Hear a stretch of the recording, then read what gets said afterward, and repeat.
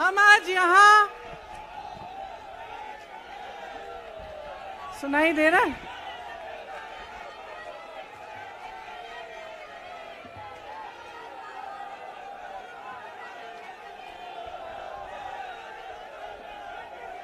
सुनिए,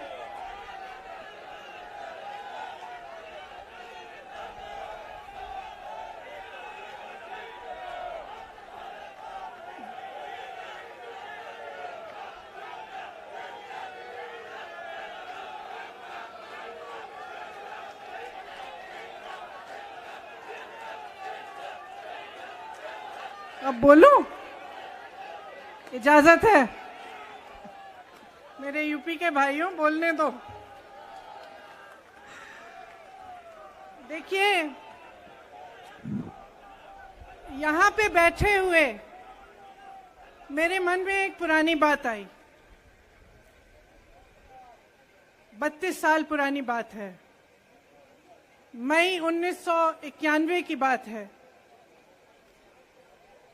मेरे पिता की शव यात्रा तीन मूर्ति भवन से निकल रही थी। अपनी मां के साथ और अपने भाई के साथ हम एक गाड़ी में बैठे थे। सामने भारतीय सेना की एक ट्रक थी, फूलों से लदी हुई थी। उसके ऊपर मेरे पिताजी का शव था। थोड़ी देर काफिला चला, 5-10 मिनट चला। फिर राहुल कहने लगे मैं उतरना चाहता हूं। तो मां ने मना किया। उस समय सुरक्षा का भी बहुत वो था। तो मां ने कहा नहीं, तुम उतर नहीं सकते। राहुल ने जिद की, नहीं मैं उतरूंगा। मैंने मां से कहा मां उतरने दो। राहुल गाड़ी से उतरा।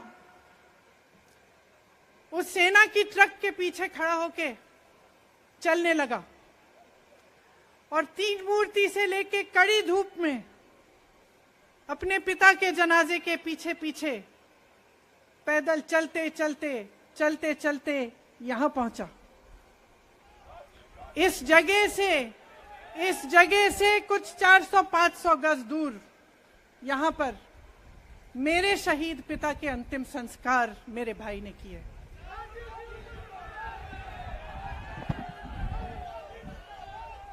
सुनिए, वो चित्र मेरे दिमाग में अभी भी है, मेरे मन में है।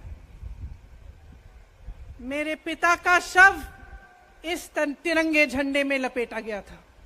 इस तिरंगे के नीचे मेरे पिता का शव था और उसके पीछे चलते चलते मेरा भाई यहां आया।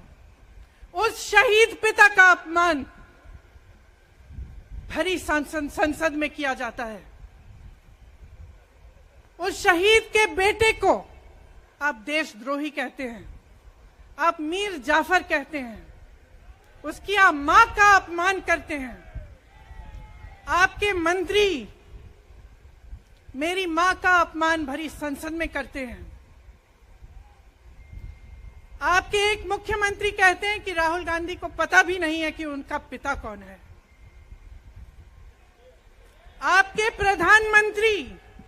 आपके प्रधानमंत्री भरी संसद में खड़े होकर कहते हैं कि ये परिवार नेहरू नाम को इस्तेमाल क्यों नहीं करता। पूरे परिवार का अपमान करते हैं। कश्मीरी पंडित समाज के रिवाज का अपमान करते हैं, जिसके तहत एक बेटा अपने बाप के मरने पर पगड़ी पहनता है, परिवार की परंपरा को आगे बढ़ाता है। लेकिन आप पर कोई मुकदमा नहीं होता। आपको 2 साल की कोई सजा नहीं मिलती। आपको जेल की सजा नहीं मिलती। आपको संसद से कोई बाहर नहीं निकालता। आपको मना नहीं करता कि 8 सालों के लिए आप चुनाव नहीं लड़ सकते। क्यों? मैं पूछना चाहती हूं, क्यों? आज तक हम चुप रहे हैं। हमारे परिवार का अपमान करते गए। मेरे भाई ने क्या कहा?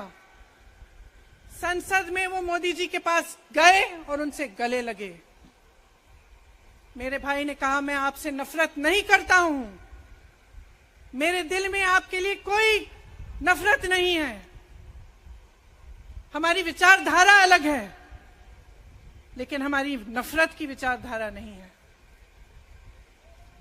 तो मैं पूछना चाहती हूं, एक आदमी का कितना अपमान करोगे, कितना अपमान करोगे? क्या यही है इस देश की परंपरा? आप परिवारवादी कहते हैं, तो भगवान राम कौन थे? भगवान राम को वनवास में भेजा गया, उन्होंने अपने परिवार, अपनी धरती के प्रति अपना धर्म निभाया। क्या भगवान राम परिवारवादी थे? क्या पांडव परिवारवादी थे कि वो अपने परिवार की संस्कारों के लिए लड़े? और हमें क्या शर्म आनी चाहिए कि हमारे परिवार के सदस्य शहीद हुए इस देश के लिए, कि इस झंडे में उनका खून है, इस धरती में उनका खून है, इस देश के लोकतंत्र को मेरे परिवार के खून ने सींचा है। और जो सोचता है कि हमें अपमानित करके हमें डराएंगे, हमें धमकाएंगे, जो सोचता है कि तमाम एजेंसियों को लगाकर, हम पे छापे मारकर, हमसे कुछ भी कर ले, हमको हमें डराएंगे, वो गलत सोचते हैं। हम डरने वाले नहीं हैं। हम और मजबूती से लड़ेंगे। हम इस देश के लोकतंत्र के लिए कुछ भी करने के लिए तैयार हैं। इस देश के लोकतंत्र को, इसकी नींव कांग्रेस पार्टी के महान महापुरुषों ने डाली है। कांग्रेस पार्टी लड़ी इस देश की आजादी के लिए, और आज भी इस देश की आजादी के लिए ही लड़ रही है। कभी कभी मैं सोचती हूं, मुझे समझ में नहीं आता कि पब्लिक क्या सोच रही है। क्या देख नहीं रही है क्या हो रहा है? क्या आपको दिख नहीं रहा है कि आपकी सारी संपत्ति लूटी जा रही है, एक आदमी को दी जा रही है, गिने चुने उद्योगपतियों को सब कुछ दिया जा रहा है? किसकी संपत्ति है? ये राहुल गांधी की संपत्ति है, ये आपकी संपत्ति है। ये पीएसयू किसके हैं? किसके लिए बनाए गए? आपके लिए बनाए गए, जो ऐसे एक के बाद एक इनको बेचे जा रहे हैं, दिए जा रहे हैं। इसी से तो आपका रोजगार आता है। छोटे उद्योगों से, छोटे व्यापारियों से आपका रोजगार आता है। किसी बड़े अडानी से नहीं आता। रोजगार नहीं देते, छीनते हैं आपका रोजगार। तो आप समझ क्यों नहीं पा रहे हैं? आप गैस के सिलेंडर के लिए 1000 रुपए दे रहे हैं, और यहां आपकी सारी संपत्ति किसी को सौंपी जा रही है। राहुल गांधी जी ने क्या कहा? अरे कौन सा इतना बड़ा जुल्म कर लिया कि आपसे 2 सवाल पूछ लिए, जवाब नहीं दे पाए ना, घबरा गए। और जो अहंकारी होते हैं, तानाशाह होते हैं, क्या करते हैं? जब सवालों का जवाब नहीं दे पाते तो पूरी सत्ता को लेकर जनता को दबाने की कोशिश करते हैं। जो सवाल उठाता है उसको दबाने की कोशिश करते हैं। आपने कभी सोचा है, आंखें खोलिए, आपने कभी सोचा है कि ये पूरी सरकार, ये सारे मंत्री, ये सारे सांसद एक आदमी को बचाने की क्यों इतनी कोशिश कर रहे हैं? इस अडानी में है क्या कि इसको आप सारी संपत्ति दे रहे हो देश की? 20 हजारों करोड़ शेल कंपनियों में इनकी हैं, और आप इन पे इंक्वायरी नहीं कर सकते। ये अडानी है कौन कि आप सब उनका नाम उठते ही बौखला जाते हैं और उनको बचाने में लग जाते हैं? देखिए, आप इस देश के देशवासी हैं, ये देश आपका है, ये लड़ाई आपकी है। आज तमाम नौजवान बेरोजगार क्यों हैं? हम इश्तेहार तो देख रहे हैं, होर्डिंग देख रहे हैं, मदर ऑफ डेमोक्रेसी लिखा है, कहते हैं कि हमारी अर्थव्यवस्था बहुत तेजी से आगे बढ़ रही है, तो इतने नौजवान बेरोजगार क्यों हैं? तो जहां जहां हम जाते हैं बेरोजगार नौजवान क्यों दिखते हैं? इतनी महंगाई क्यों है? इतनी महंगाई क्यों है? क्या आप इतने बड़े काम कर सकते हो लेकिन एक गैस सिलेंडर का दाम कम नहीं कर सकते? आप छोटे व्यापारियों की मदद नहीं कर सकते? आप रोजगार नहीं बनवा सकते? तो फिर आपकी सरकार किस काम की है? लोगों को दबाने के लिए है या अडानी जी को आगे बढ़ाने के लिए है?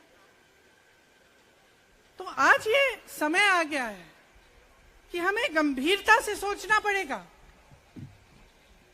ये सरकार पूरी कोशिश करती है कि आपका ध्यान भटकाया जाए।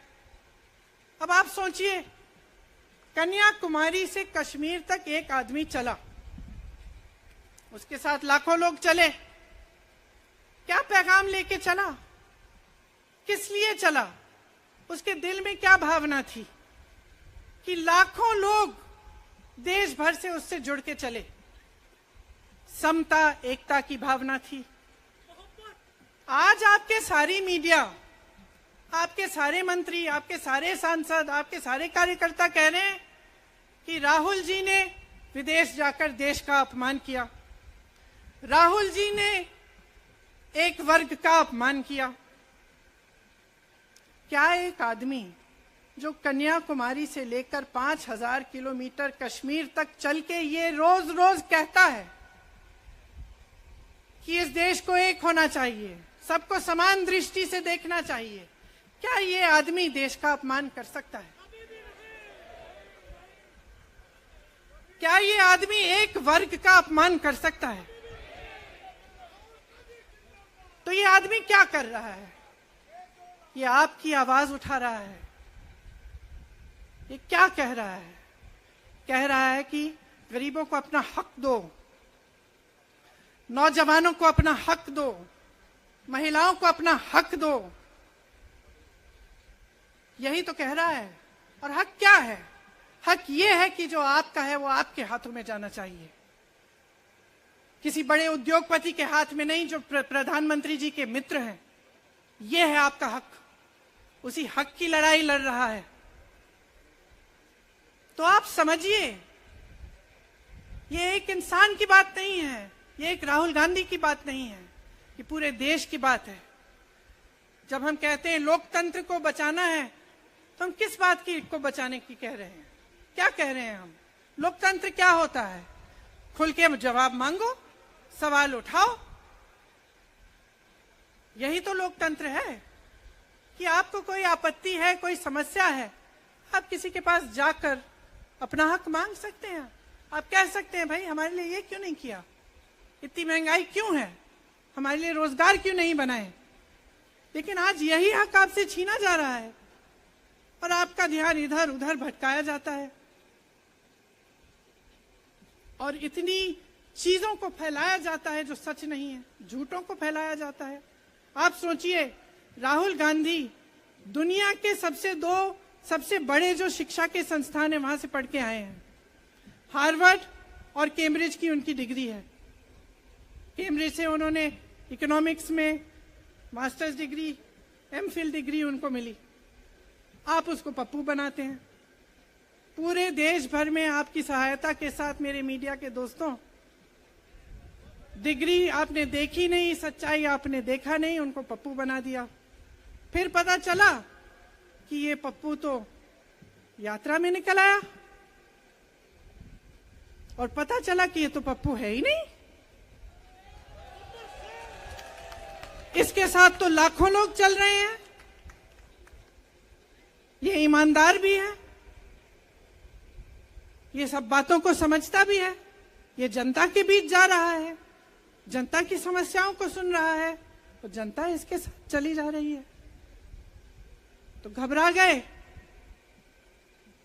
गए कि राहुल गांधी ने संसद में वो सवाल उठाए जिनका उनके पास जवाब नहीं है।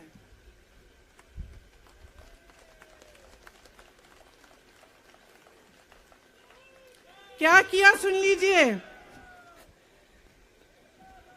एक तरफ से हंसी भी आती है कि एक आदमी को रोकने के लिए इतना सारा करना पड़ा। जिस आदमी ने राहुल जी के खिलाफ सूरत में कंप्लेंट लगाई, आपको मालूम है कि पिछले साल उसने खुद कचहरी में जाके बोला इस पे आप स्टे लगा दीजिए। 1 साल के लिए अपने ही केस पे स्टे लगवाया। फिर वापस कब गए केस खुलवाने के लिए? राहुल गांधी के संसद में अडानी पे के भाषण देने के 1 हफ्ते बाद, 1 हफ्ते बाद वो आदमी वापस जाता है, कहता है केस खोल दी, सुन लीजिए अब हम तैयार हैं। 1 महीने के अंदर अंदर जज कह देते हैं कि राहुल गांधी को 2 साल की सजा मिलेगी। आपने देखा इस देश में कितने केस हैं कि जेल में 10 साल के लिए पड़े रहते हैं, उनकी सुनवाई नहीं होती। ये तो सुनवाई भी फट से हो गई, जजमेंट भी फट से हो गई, सजा भी फट से हो गई। और आपने कह दिया अगले दिन कि 8 सालों के लिए ये चुनाव नहीं लड़ सकते, संसद से बाहर कर देंगे इनको। वाह वाह वाह वाह वाह वाह, बहुत धैर्य है आप में। अरे कायर हैं, कायर है इस देश का प्रधानमंत्री। लगा दो केस मुझ पर, लगा दो केस मुझ पर, जेल ले जाओ मुझे भी, लेकिन सच्चाई ये है कि इस देश का प्रधानमंत्री कायर है।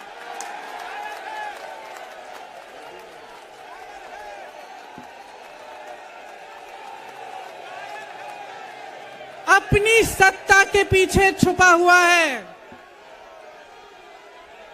अहंकारी है, और इस देश की बहुत पुरानी परंपरा है, इस देश की बहुत पुरानी परंपरा है, हिंदू धर्म की पुरानी परंपरा है कि अहंकारी राजा को जनता जवाब देती है। और इस देश की बहुत पुरानी परंपरा है कि अहंकारी राजा को ये देश पहचानता है। मेरे परिवार ने मुझे एक चीज सिखाई है कि ये देश दिल से बोलता है और दिल से सुनता है। ये देश सच्चाई को पहचानता है, और मैं जानती हूं कि आज वो दिन है जब से सारा कुछ बदलने लगेगा।